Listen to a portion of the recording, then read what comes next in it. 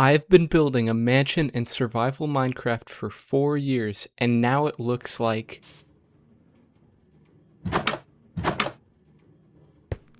Wait, what?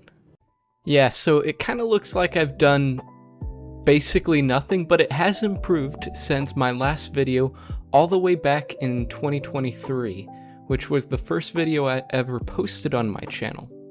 And the reason why I haven't worked on this more is just because I'm very, very busy, and I've been doing lots of things for, just my life in general and on this channel.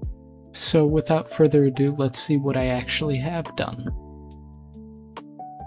First, we have the villager trading area. It is a very simple one, but it has a very detailed floor. It took me literal hours to get all the blocks for that, and then a very simple wall design and ceiling design, mainly consisting of stone bricks, and andesite. There is basically every enchantment book and every villager trader that you would need here, and as well as a villager breeder and a place where you can infect them and then cure them. Next up, we have the farm, the pride and joy of my very first video. I've made massive improvements so far, like adding a nice leaf ceiling and a more detailed floor. It has all the animals you would need, like cows, chickens, sheep, and pigs. The central crop tower holds wheat, carrots, potatoes, and beetroot, which are all encased in glass, and I tried to go for a kind of hydroponic style for this. You also have your sugarcane farm, cocoa beans, as well as melons and pumpkins. There is also an area for horses. I have stables here, downstairs and upstairs, as well as a nice area for rabbits. I have a chorus fruit farm, as well as mushroom farm and sweetberry farm, and all the various flowers. The next area is the kitchen.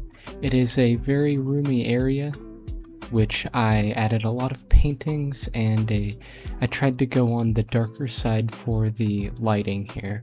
I also kept the walls bare to blend with the mansion better. There's lots of different furniture here to try and give a kitchen-like feel, more of like a medieval kitchen, while still having some in-game utility.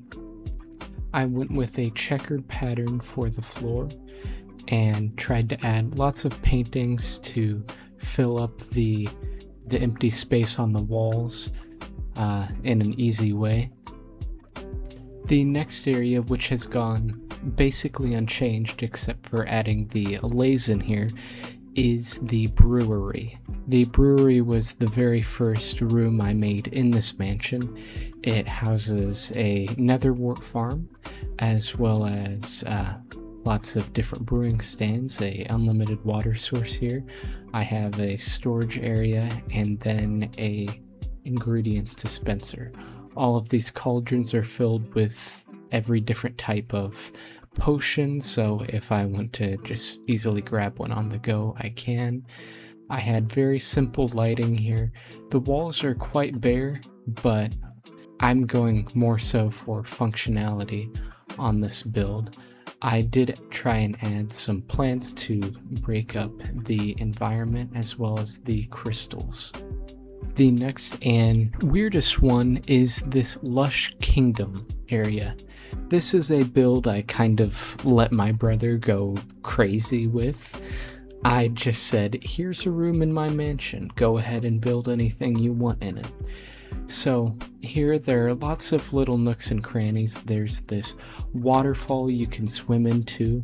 There's also a fox pen, this fox house, as well as a throne here. There's lots of assorted things. There's this river with this zombie here. Lots of little things you can crawl into. Of course, it's a jungle vibe, and the ceiling was supposed to be covered with leaves, but my brother did not want to do that.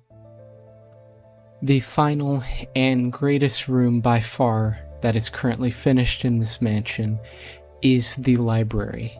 It is a extravagant area with lots of desks here. There's a nice wood pattern on the floor, as well as lighter accents echoed all throughout the walls of this build. The lighting is very bright. It has a nice kind of warm yellow color to it. It has this staircase here. There are lots of little plant accents, either from these flower pots or from the jars with the larger plants. We went with lots of accents from the glazed terracotta in the ceiling, as well as from the spruce. There's additionally this elevator which goes up to the second floor. This second floor goes with a lot more darker spruce accents. In fact, the entire build is just dark spruce color. But this is very open, at least in the middle, and then it kind of squeezes you back in when you go into the smaller outside spaces. You have these nice wall shelves with the plants giving a nice pop of color, as well as the many assorted bookshelves. These ceiling designs made of stone brick with the lanterns hanging off of them add a nice touch of, I wouldn't say color, but it breaks up the environment. These side areas, they're really nice. I like them personally. These tables add a lot of utility, or more of like a story almost, to the build. All of the signs downstairs are labeled with what sections of what kinds of books are down here. I did that just for show, of course. There's also an extravagant ceiling, which is given a pop of color with the terracotta. Moving up to the balcony, there is lots of tables here. It's supposed to be not as cramped as the lower areas, but kind of have a nice balance. I had a pretty simple wall design with a white terracotta pop, which goes really nice with spruce. I added these candlesticks here to add another pop of color, really to just blend with the flower pots you see on the top part of the wall here. And that is all there really is, except for this wall I have here, which I spent way too long doing. And here's the truth. I don't want to work on this mansion anymore. I've been planning it for years, and I just don't want to. It's fun, but I bit off a little more than I can chew.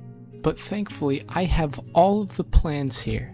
I've been working on this design for 4 years now, and I have it all written up. I have it all planned out. So really, if any of you watching this video legitimately want to build this for yourself, I will give you a copy of this world. I will. And I will give you the designs, the plans, the everything that I have written down. I don't care. Put something in the comments if you want a little better photo from me, or a little more specification. But really, I'm ready to kind of hand this project off to someone else. But really, thank you all for watching, and see you in the next one.